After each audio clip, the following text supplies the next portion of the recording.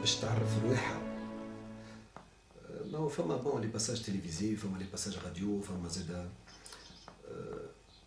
بدينا نحضروا في ديزامبريمي باش نوزعوهم. بدينا عندنا حضورنا توا مأكد في صفاقس، في سوسة، في سليانة، في قرومبارية، بشي كل جمعة عندنا بيروات يتحلوا في كل بقعة في الجمهورية التونسية. وكمل على معناها عندنا خدمة في الأرضية، في أرضية الميدان، وعندنا خدمة في التلفزة وفي الراديو.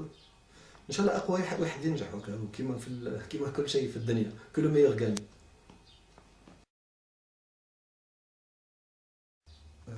فما أحزاب اللي يمنوا بالديمقراطية أكثر من الأحزاب الآخرين. فما أحزاب اللي أفكارهم مبنية على الديمقراطية ومبنية على المودرنيزم، وفما أحزاب اللي أفكارهم مبنية على الإسلام، اللي هو ديننا، راهو الناس كل إسلام، احنا الكلنا مسلمين. وتوا اللي لازم واحد يعرف السؤال الحقاني: شكون تحبوا نهار آخر يحكم في تونس؟ تحبوا واحد إمام اللي تنجموا تلقاوه في الجامعة باش يحكي على الدين، اللي تنجموا تقراوا عليه الدين وتنجموا تسمعوا مع حكايات على الدين في كل بقعة؟ ولا تحبوا رئيس جمهورية اللي هو جيستيونير، اللي باش يقيم تونس على ساقيها، واللي باش يخدم العباد، واللي باش يوصل بلادنا للمودرنيزم اللي حاشنا به؟ لا لا كيستيون.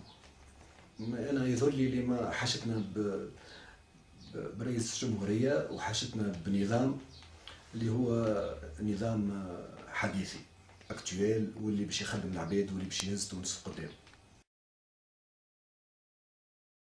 بالحق الحزب لازمه برشا فلوس باش يخدم، اما راهي الفلوس ما تعملش الحزب. نعرفوا عباد كانوا عندهم فلوس الدنيا الكل وهي وتردوهم. معناتها الفلوس والسياسه ما يمشيوش مع بعضهم. الحاجه معناها لا شوز لا بلوز امبورطونت في السياسه هي راهو لي فالور اللي انت تدافع عليهم، البروغرام بوليتيك اللي انت باش تقدمه. بون لازم فلوس بالحق، اما الفلوس راهو يجي وحده، يجيب المشتركين، يجيب العباد اللي يمنوا بالافكار نتاعنا، يجي زاد احنا كل واحد عاتي ما عنده، معناتها كل واحد يعاون. الفلوس وقتاش نبداو حاجتنا بهم؟ باش نبداو حاجتنا بهم كي باش يجي لافيشاج، كي باش يجيو لي زامبريمي. اما الحقيقه فما برشا ناس يعاونوا فينا، فما برشا عباد عندهم دي زامبريمري قالوا لنا راهو حاجتكم بقل حاجه اجاو، وشركاتنا محلوله. دونك سي ريلاتيف. راهي حكايه الفلوس، حكايه الفلوس تفجع هي، على خاطر فما عباد اللي يعطيو فلوس العباد اخرين باش يصوتوا عليهم. هذاك علاش الفلوس والسياسه مش باهيين راهو مع بعضهم. على خاطر علاش؟ على خاطر كان انت باش تعطي فلوس، كان واحد يعطيك فلوس باش تصوت عليه، معناها شنو الفرق بينه وبين اللي كنا عايشين فيه قبل؟ كيف دونك انا عندي السياسه والفلوس حاجتين بعاد على بعض.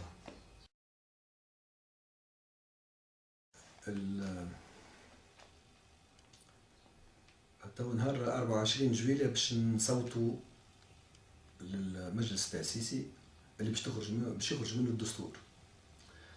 تو الدستور هذا كيفاش نحبوه يكون؟ احنا نحبوه يدافع على اللي على اللي على اللي مبني عليه الثورة، يعني الحرية والكرامة. كيفاش باش ندافعوا على الحرية وعلى الكرامة؟ باش ندافعوا عليهم في الدستور باللي برانسيب فوندامونتو،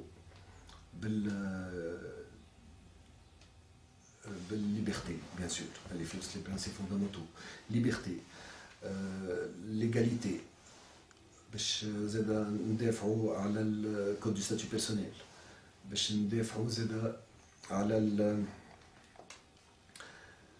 باش ندافعوا على لا سيباراسيون دي بوفوار، على خاطر اللي وصلنا له مدة نصف قرن هذيا بالنظام الرئيسي مشكلة كبيرة. لازمنا نعرفوا كيفاش النظام الرئيسي نحدوه، ومعناتها اللي باش يتقرر في المجلس التأسيسي هذايا معناها حاجة خطيرة ياسر. لعل عشرات السنين اللي قدامنا ولا حتى القرون كلهم باش يتبناو على المجلس التأسيسي. هذاك علاش نهار 24 جويلية واحد قبل ما يصوت لازم يخمم بالكدا بالكدا، يخمم على شنو يحب وكيفاش يحب يعيش، يحب يعيش حر ولا لا. هذيك هو اللي باش يفرق الاحزاب بين بعضها. فما احزاب تدافع على الحريه وفما احزاب تدافع على حاجات اخرين. اللي اللي نقص لتونس نصف قرن هذا اللي عشناه هي حقوق الانسان. عندك حاجتين في الحقوق. عندك لي دروا فوندامونتو، فيهم حاجتين، فيهم لي دروا انديفيدويل كيما باغ اكزومبل كيما الحريه نتاع انا حر باش نعمل اللي نحب انا، الا وقت اللي الحريه نتاعي تقلق غيري. لا ليبرتي دي زان ساغيت لا او كومونس لا ليبرتي دي زوتر. هذه الحريه هي قضيه كبيره. الحريه تتحل في برشا حريات، اكثر من 50 ولا 60 حريه موجودين. حسيلو هذا شيء صعيب باش نحكيو عليه توا. اما فما لي دروا فوندامونتو فيهم لي دروا انديفيدويل وفيهم لي ليبرتي بوبليك. شنو هما لي ليبرتي بوبليك؟ لي ليبرتي بوبليك هما لا ليبرتي دو مانيفيستي، لا ليبرتي دو ريونيون، لا ليبرتي داسوسياسيون.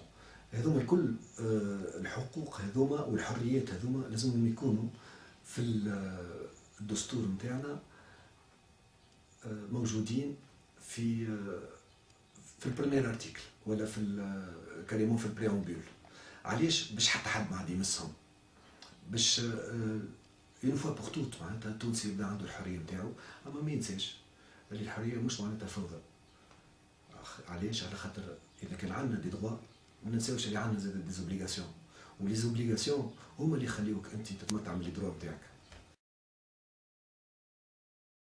الارتيكل 1 نتاع الدستور التونسي احنا مانيش باش نرجعوا عليه. علاش؟ على خاطر 99.99 نتاع التوانسه مسلمين.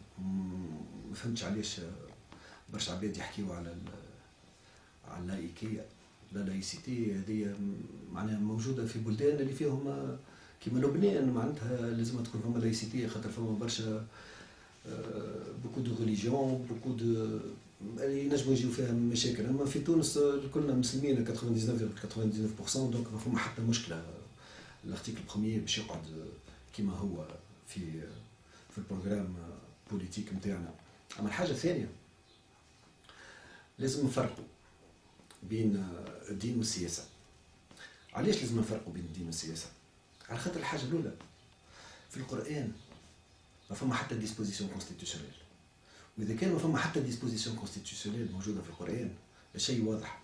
معناتها لا بوليتيك c'est le domaine de la politique et la religion c'est le domaine de l'esprit. هذوما حاجات معناتها ما لازمش يصير تخليط راهو بين السياسه والدين. concernant l'égalité homme-femme فما ساعه حاجه لازمنا نعرفوها، هي اللي كل مره وين المراه دخلت dans un domaine اللي يجي في التعليم في البوليتيك في كل شيء صارت une hausse qualitative. حضور المرأة ديما باهي. دونك الحزب الجمهوري يخدم للégalité totale entre l'homme et la femme, ou bien sûr sans que cette égalité devienne une oppression ni pour l'un ni pour l'autre. On considère que les rapports hommes-femmes ne doivent pas être basés sur quoi que ce soit de conflictuel. On peut s'entendre entre nous et on n'a pas besoin d'en faire un sujet de controverse. Donc bien sûr on milite pour l'égalité, on milite même pour l'égalité absolue, parce que je ne vois pas pourquoi elle n'existerait pas. Mais maintenant c'est aux femmes de choisir bien sûr, et donc il faut qu'il y ait beaucoup d'informations derrière. Pourquoi?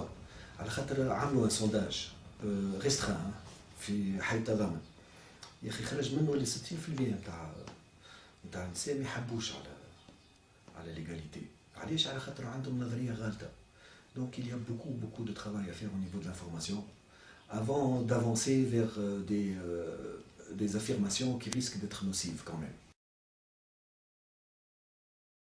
Les restrictions concernant les binationaux concernent la présidence de la République et les fondateurs des partis.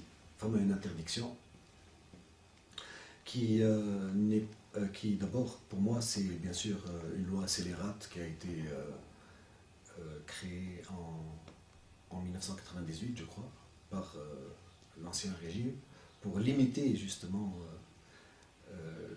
les possibilités. Bon, c'était une loi qui visait directement quelqu'un, donc c'était une loi scélérate. Seulement, il ne faut pas tomber dans le piège.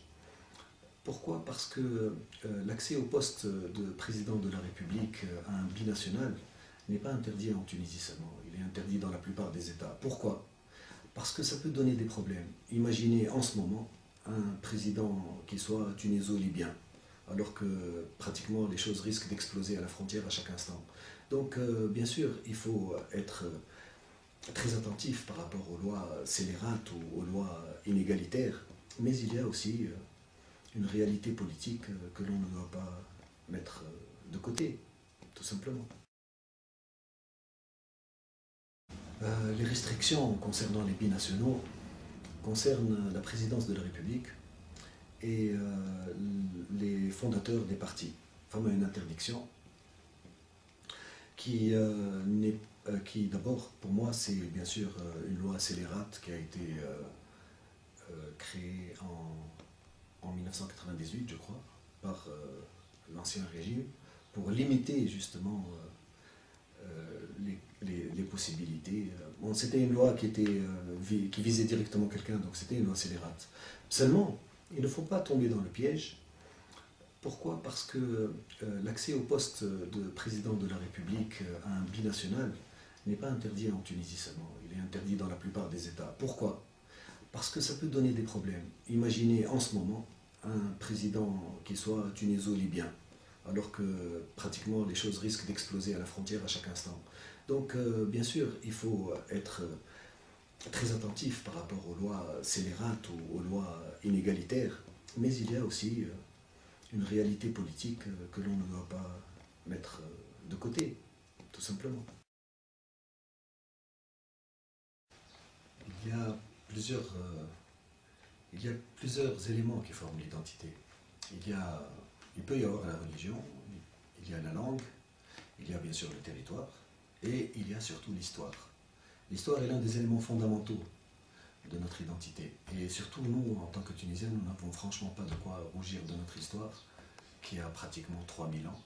Et pour moi, l'identité tunisienne, c'est justement cette addition d'identités qui, pour nous, pour le Parti républicain, sont un formidable enrichissement.